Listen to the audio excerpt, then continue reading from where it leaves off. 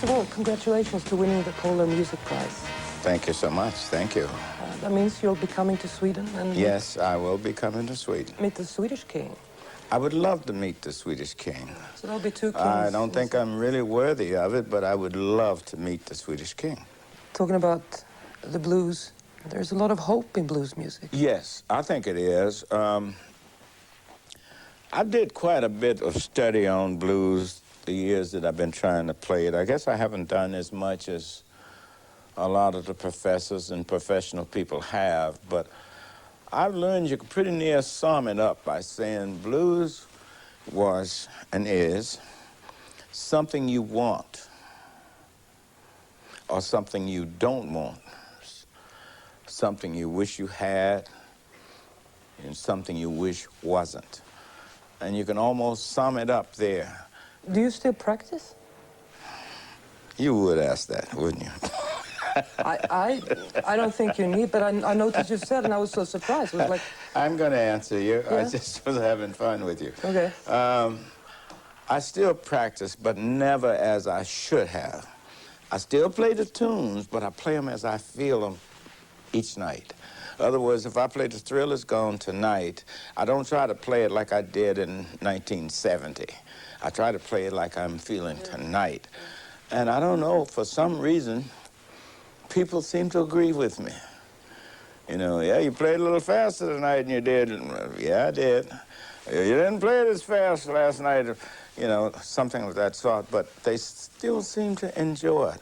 Yeah. I think what I'm saying to you, I play each night as I feel, and that gives me a chance. When you mention practice, I make mistakes every night. But one thing I'll tell you, and don't you tell anybody else, if I make a mistake tonight, I try to make the same mistake again. Okay. Then nobody know I made a mistake. And that's hard to do. That's real practice because I screwed it up good. So you come around and try to screw it up again. And the band look at you and say, but you did it again. They say, okay. Mm-hmm. That's my way of practicing nightly.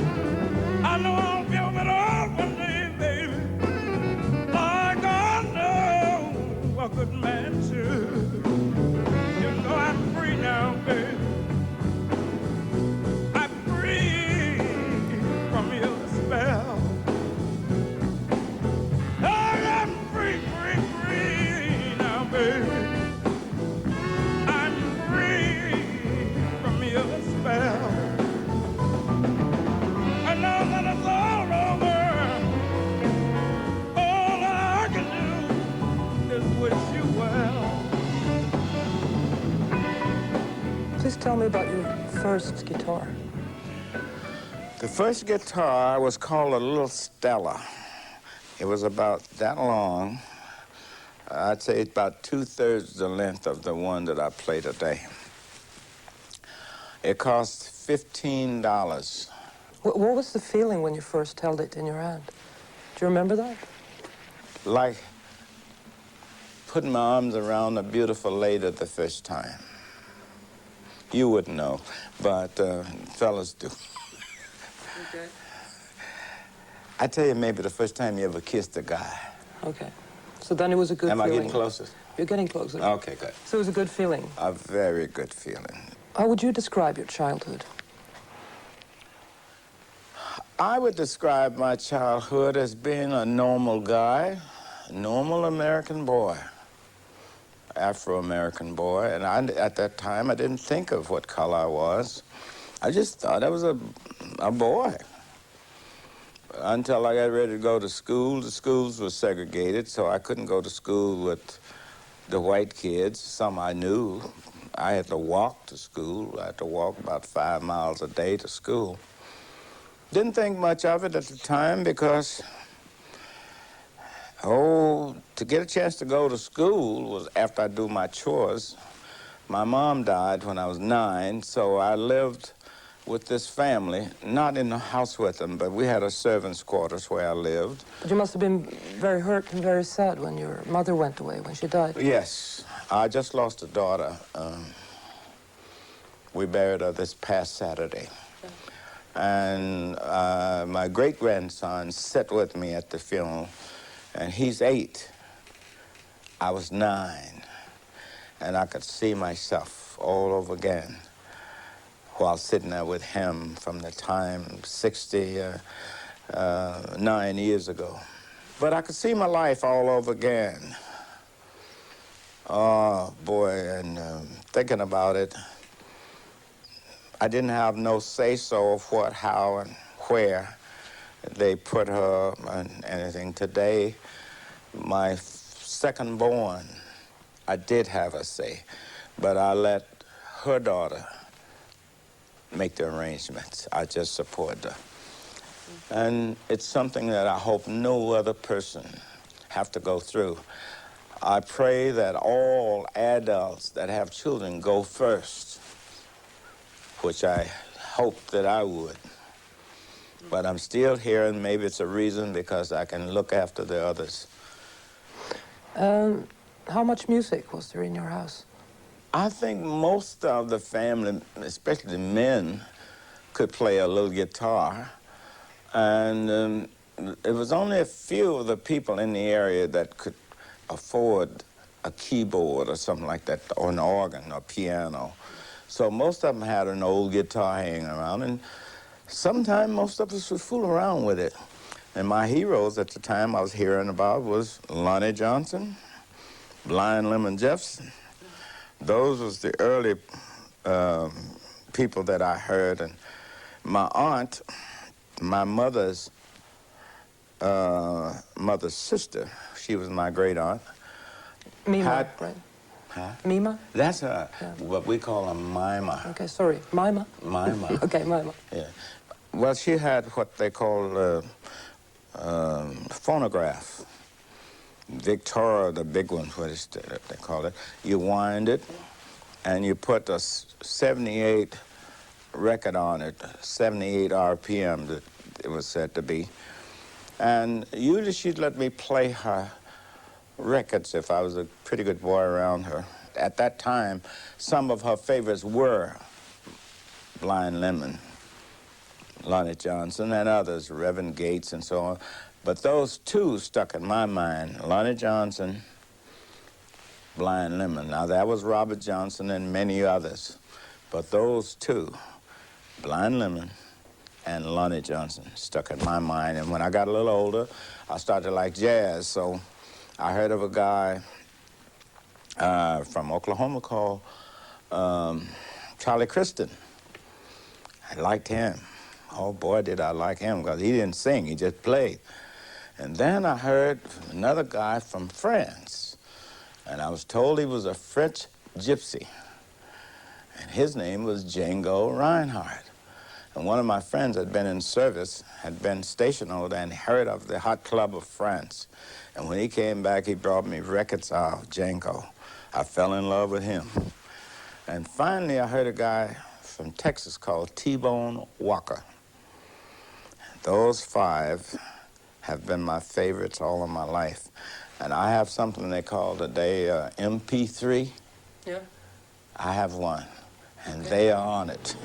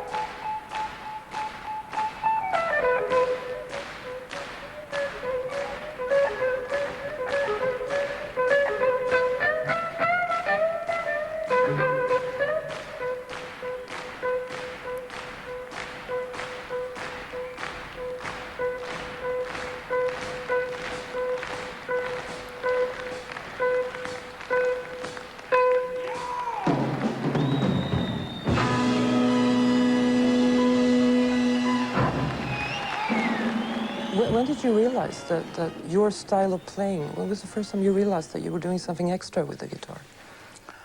I didn't. I started to hear people talking about it in the 60s. The mid-60s, I started to hear guys say, I'd read about it. I didn't have many of them to come to me and talk about it, but I'd read about where so-and-so, say, artist A said he listened to B.B. King, and artist C and B. And I couldn't really believe it. So one day, just going through a magazine, a well-known magazine here in the U.S., I don't remember exactly which one it was, but it had an article on the Beatles in it. And one of the articles showed where John Lennon was being interviewed. And the interviewer asked him, what would you like to do? And he said, play guitar like B.B. King. And I almost fell out of my chair. I couldn't believe it. And then people started to tell me after that, you have kind of revolutionized the guitar. You play a certain way, a different way. And I'd be lying if I told you I'd planned it, because I didn't. And from there on, I started to get, I think my agents and manager and all of them started to get calls. They started to get people paying attention to B.B. King and so on. And so it started happening different. And one night, I was booked at a place called the Fillmore West in the 60s. I was a great promoter named Bill Graham. Now, I've played for many promoters prior to him, but this was the first time I played this place after he had bought it. It was called the Fillmore First, and when he bought it, he named it the Fillmore West, where it had, the Jefferson Airplane. He had, gosh, you name them, and they had been there. They booked me there.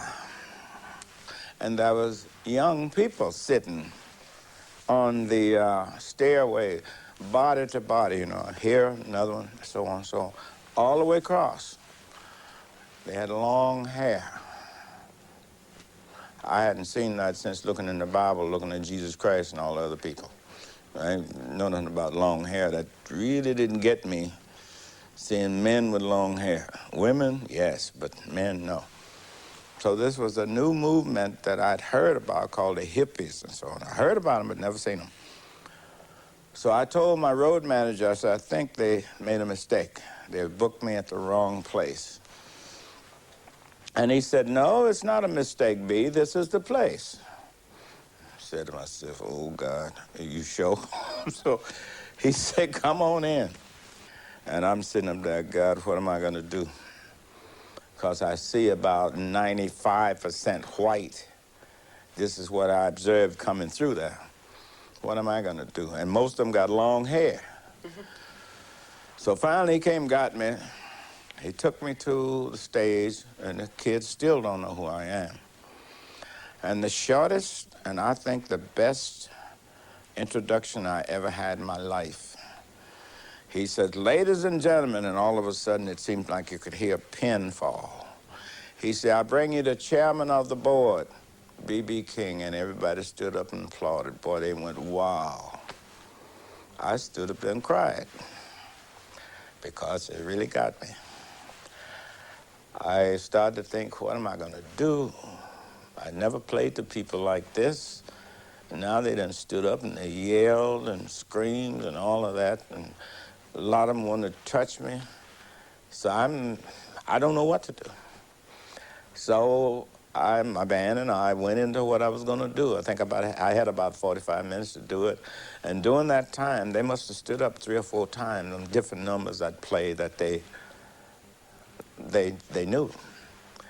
And I cried some more. So when I finished, from that night on, it seemed like things had changed and it was a different world. So that's how it started.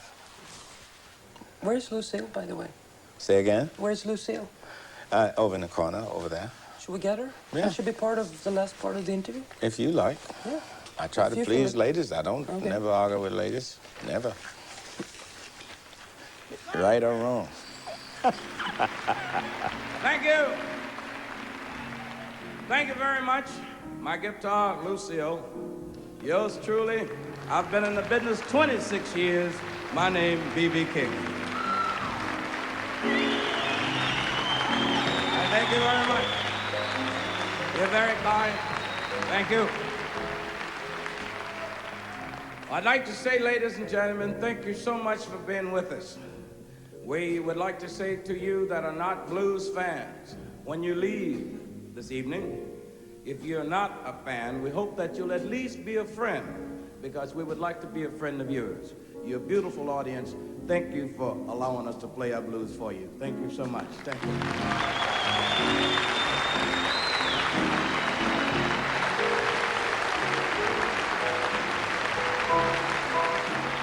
How many Lucille have you had? 15, 16? I'm a one-woman's man. No, it's 16 of them. Yeah. I'll tell you a little story, and you have to kind of keep this a secret, too, because I don't generally tell people this. But when something gets wrong, I send it back to the factory. So they usually send me another one. You know, like if something gets wrong with your car, they loan you another one. So when something gets wrong with Lucille, I send it back, and they send me a replacement. And I'm a stinker. When it gets right again, I don't send back the replacement. Okay. So that's why I got 16. So you're not supposed to tell nobody. They probably don't know it, you know. They think I forget. I don't. What has B.B. King meant for the Gibson guitar? Well, B.B.'s been playing a guitar, Gibson guitar, most of his career. In fact, that's the most guitar you'll see him play anywhere. I very seldom ever have seen him play anything else. It all came about in the early, in the 40s. He was playing guitar in the 40s. Ended up where the name Lucille came from. It came from a fire that you may have heard the story of the fire. But that's been a lot. It's been different versions of Lucille through the years. So it's a tremendous amount to the Gibson company. There's a special reason why the guitar is called Lucille, or why she's called Lucille. Yes, it's a special reason because, well, one night 2 guys start to fight. One knocked the other one over on this container. When they did, it spilled on the floor. When it spilled on the floor, it looked like a river of fire. Everybody started to run for the front door because the back door was nailed up. That's to keep people from sneaking in. So when they started running for the front door, it included B.B. King. But when I got on the outside, then I realized I'd left my guitar. And at that time, boy, it was hard to get a good guitar, so I went back for it. The building was a wooden building, burning rapidly. It started to collapse around me. Almost lost my life trying to save the guitar. The next morning, though, that we found these two guys was fighting about a lady that worked in the little nightclub. I never did meet her, but I learned that her name was Lucille.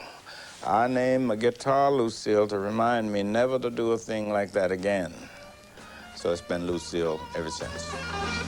You know I don't find my baby.